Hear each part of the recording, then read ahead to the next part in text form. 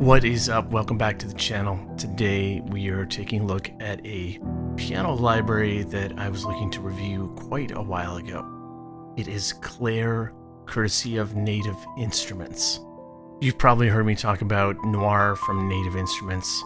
It's a piano sample library I've used more than any of my other piano sample libraries. I still love it. I still use it.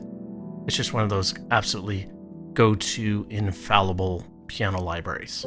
So when Native Instruments released Claire, it looked like a pretty sweet sequel, despite the fact that it was recorded differently on a different piano. They still took that incredible engine from Noire, threw it into Claire. Let's check it out.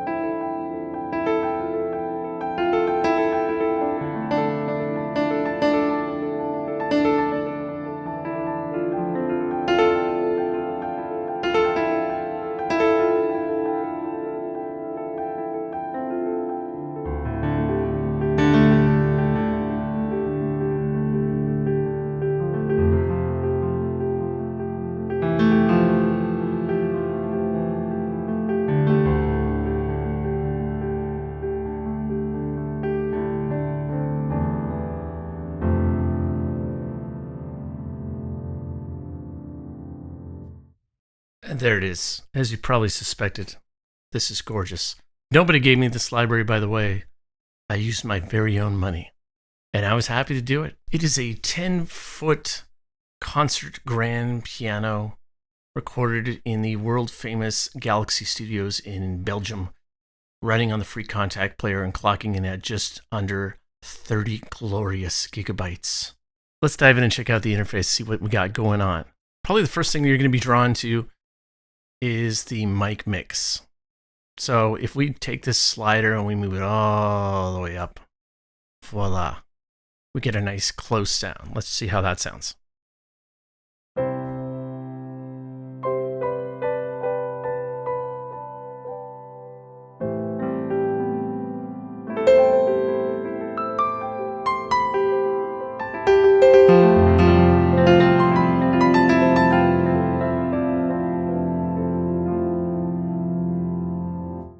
Now let's drag this out far. You get this lovely thing. I like this nice little added touch visual demonstration. Let's listen to the far sound.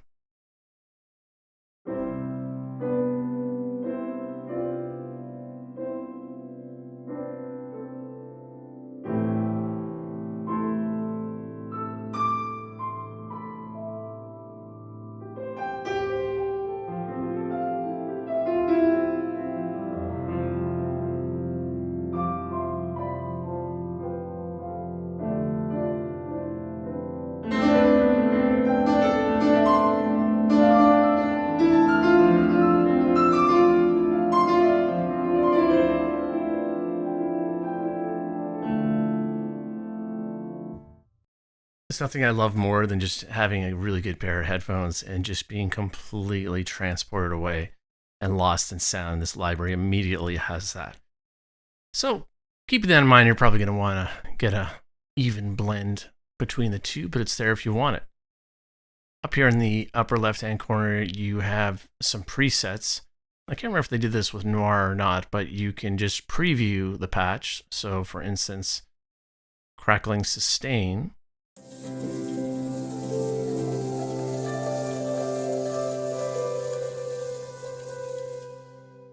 just a little preview option that you can do, which is handy. I like this. So they have it broken down into the grand piano, particles, sound design, close, medium, distance. All these categories. I don't really worry about these too much. I just kind of click on whatever and find one that I like. I don't really like thinking about things too much when I'm looking for sounds. I like to just kind of poke around, find something that I like. If you do find one you like, you can double click. And now, as you can see, it's completely loaded up the sample. Let's try this one out.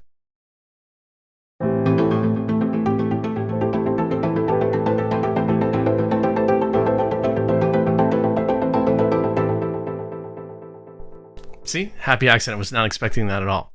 Damped sequence. Okay, as you can hear, there's a particle engines going on in there. We're going to get to that. So, nice little way of finding some interesting sounds. Down here, of course, we have our color, dynamics, reverb, and delay. If we take our color and go all the way down, it's going to get a little softer, ops a little bit brighter. But let's just fool around with these controls, see what they do.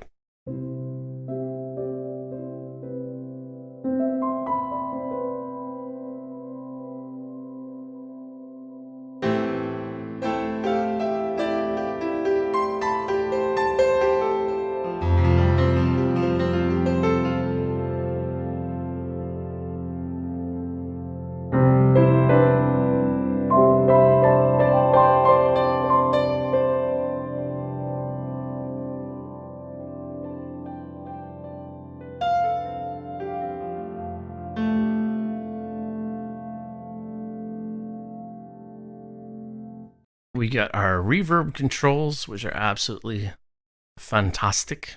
I like a little bit of reverb and a little bit of delay.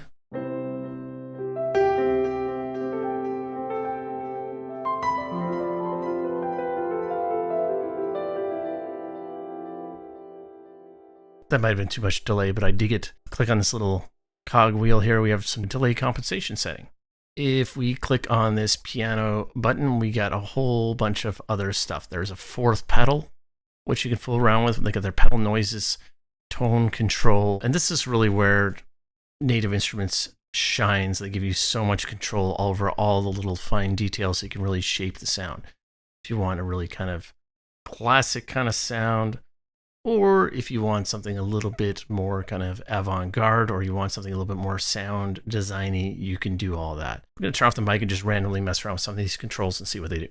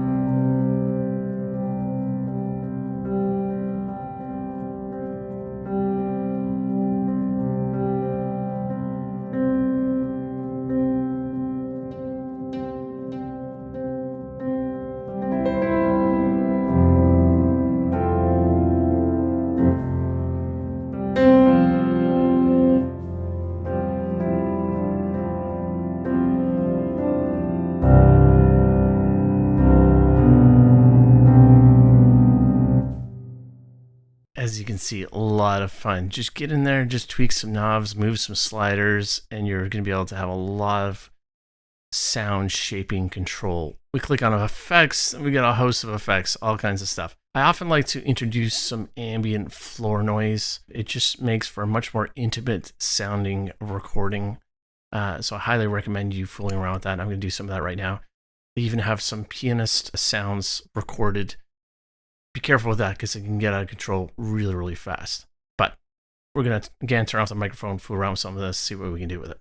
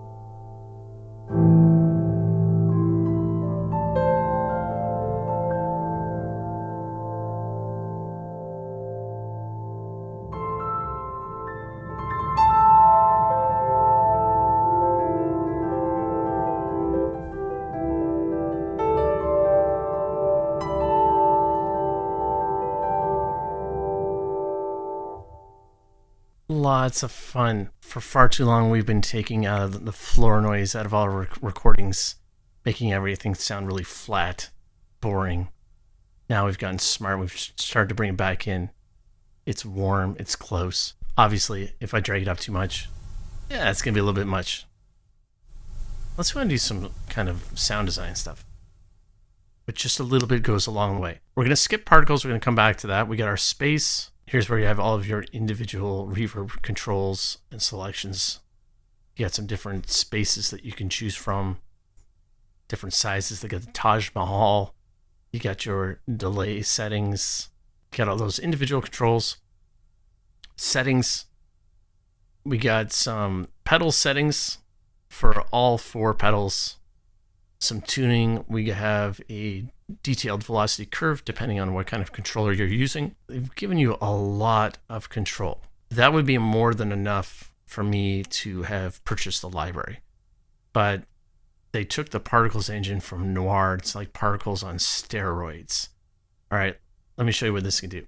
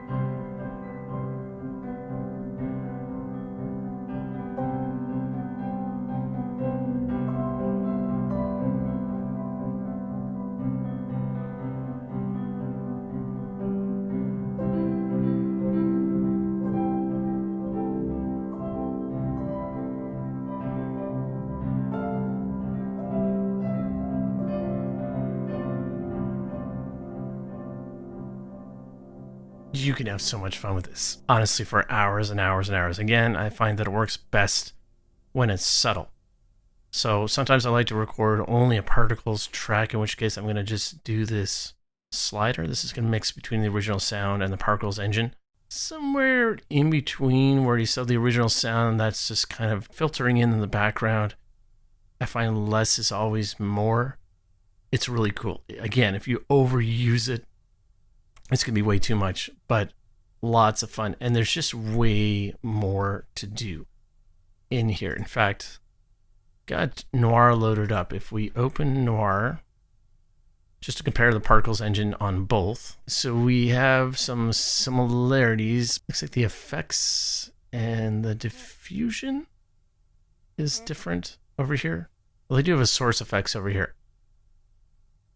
Okay, so they do have the diffusion over there, but the effects, I feel like, or maybe they just changed that from, let's see here. There's just way more. There's just way more controls. They also have 2 different sound sources that you can fool around with if you click on here. Okay, so that's new. It's taken what was already amazing about Noire's particle engine, and it's just improved upon it and made it bigger. And that, in a nutshell, is Claire. Retails here in Canada, regular price, I think, of $199, which honestly, I think for what you're getting is really good. However, Native Instruments always runs sales, at least, a couple, 2-3 times a year. You're probably gonna be able to get that at 50% off. If that's still a little steep for you, maybe you're new to the sample world, Noire is still an absolutely steal of a deal. They're both different. They sound different. There's some similarities in terms of how they were sampled, and certainly with the engine and the Particles engine. But again, two totally different sounding pianos. I would also really recommend taking a look at Fracture Sounds pianos. They have some beautifully sampled pianos that you can do some really interesting things. But again, the particle engine, I think, is what makes this one a little bit different than a lot of other offerings out there. If you haven't already, get on that mailing list. Link is in the description. You're going to get some exclusive discounts to my course offerings. I have a new album coming out next month. Working on a review for the Max Studio M4 Max chip, so lots on the go. Just gonna end this video by improvising a piano piece on the spot. Gonna find a sound that I like. Thanks for watching. Catch you in the next one.